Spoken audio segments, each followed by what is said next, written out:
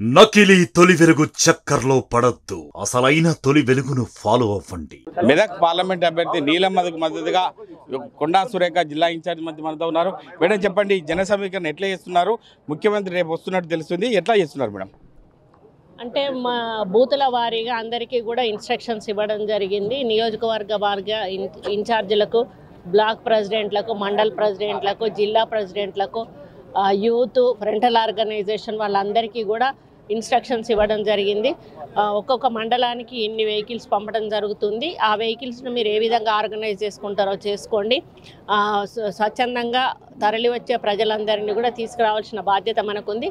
ముఖ్యంగా మన ప్రభుత్వం వచ్చినాక అన్ని ఏవైతే 6 గ్యారంటీలు అన్నారో అందులో 5 గ్యారంటీలను మనం అమలు చేస్తున్నాం కాబట్టి ఇది మహిళలకు ఎఫెక్ట్ అవుతుంది.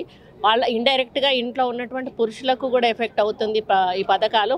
వాటిని మనం ఎక్స్ప్లెయిన్ చేసి కాంగ్రెస్ పార్టీకి మద్దతు తెలపడానికి అందరినీ కూడా ఆహ్వానించి రేవంత్ రెడ్డి గారి సభను విజయవంతం చేయాలని కోరడం జరిగింది. అంటే మాజీ ముఖ్యమంత్రి ఇప్పటికే 25 మంది ఎమ్మెల్యేలు టచ్లో ఉన్నారని చెప్పి చెప్పడం జరుగుతుంది. ఆ విషయంలో మీరు ఎలా స్పందిస్తారు మేడం?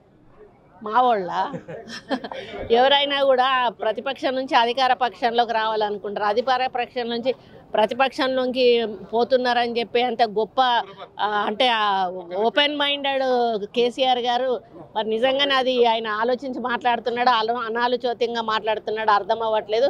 ఎవరైనా కూడా ప్రతిపక్షంలోకి ఎవరు కూడా పోవాలనుకుంటారు, ఎంతో కష్టపడి ప్రజలు ఎన్నుకొని గెలిచి ఈరోజు ఒక ఎమ్మెల్యే స్థాయికి వచ్చినప్పుడు అధికారంలో ఉండాలనుకుంటారు. కానీ ప్రతిపక్షంలోకి ఎవరు కూడా వెళ్ళారనుకోరు. అది ఆయన ఏంటంటే అక్కడ మోడీ కానీ ఇక్కడ కేసీఆర్ కానీ డ్రామాలు ఆడతాను, ఆయన 400 సీట్లు అయ్యా వస్తాయని ఆయన భ్రమ పెడతా ఉన్నాడు.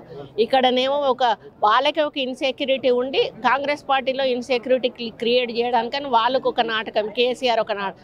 కానీ ఎవ్వరు కూడా ఇన్సెక్యూరిటీ ఫీల్ అయ్యే క్రమంలో లేరు. అందరూ క్లారిటీగా ఉన్నారు.